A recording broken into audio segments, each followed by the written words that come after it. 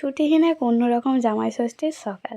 যেহেতু বড়মশাইয়ের ছুটি ছিল না, তাই সকাল সকাল বেরিয়ে পড়েছিলাম, কেননা ও আমার বাবার বাড়ি নামিয়ে দিয়ে তারপর ও কাজে যাবে, এই কারণে। আর এদিকে দেখো, প্রধানমন্ত্রী আসবে বলে রাস্তাঘাটে একদম ঝাঁচকচাক করছে। যাই হোক, ও আসতেই ওকে আগে মা দই চিড়ে খাইয়ে দিয়েছিল, কেননা ওকে খাইয়েই মা খেতে পারবে, আর ওর বাড়ি ফিরতে ফিরতে আবার রাত হয়ে যাবে, তাই ওকে সকালবেলাতেই দই চিড়ে খাইয়ে কাজে পাঠিয়েছিল। আর এখানে বাকি জামাইবাবুরা দুপুরবেলায় খেতে বসে গিয়েছিল।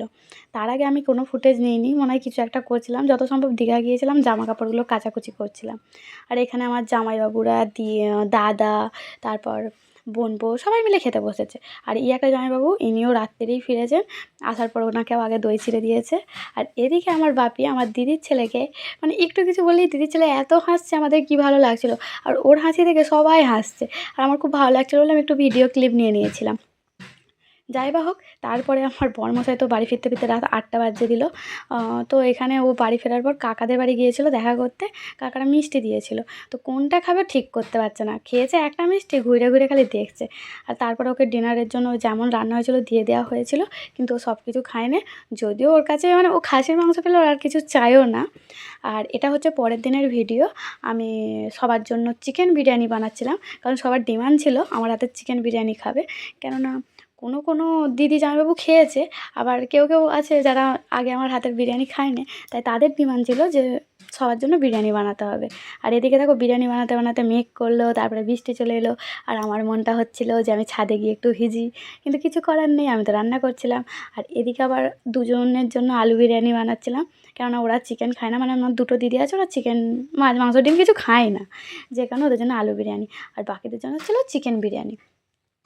যদিও এর আগে আমি এত সবার বিরিয়ানি কোনো দিন বানাইনি।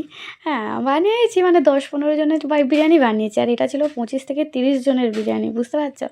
যাই বা হোক, এখানে আমিই দিচ্ছিলাম, কেননা বিরিয়ানিটা তো একটু পাইল করার ব্যাপার থাকে, যেহেতু ওটা লেয়ারে লেয়ারে সাজানো থাকে, আর সবাই পারবে না, তাই আমিই একটু মিক্স করে করে দিয়ে দিচ্ছিলাম, আর সবাই ধরে ধরে দিচ্ছিলো। আর এখানে সব জামাইবাবুগুলোকে আগে বসতে দেওয়া হয়েছে খেতে। আর তারপরে সব বাচ্চাগুলোও বসেছিল, সব ফুটেজ আমি নিইনি, আমি ছোটো ছোটো ক্লিপ জাস্ট নিয়েছিলাম। যাই হোক, বিরিয়ানি কেমন টেস্ট হয়েছিল ওটা ওদের, মানে যারা খাচ্ছে তাদের কাছ থেকেই শুনে নাও যে ওদের কেমন লেগেছে। হ্যাঁ, কেমন হয়েছে? ভালো লাগছে? এই সৌদীপ, কেমন হয়েছে? রিভিউ দিন। তরুণদা, কেমন হয়েছে? জিজ্ঞাসা করছি। এদিকে আবার দেখো, তরুণদাকে রিভিউ দিতে বলে তরুণদা মানলাম আমার মেয়ে জামাইবাবু। যাই বা হোক, ওনার তো এক কথা, কোথাকার হালুই কর, পারাম্বর হালুই কর, মানে সবসময় আর কি মেরে যাচ্ছে।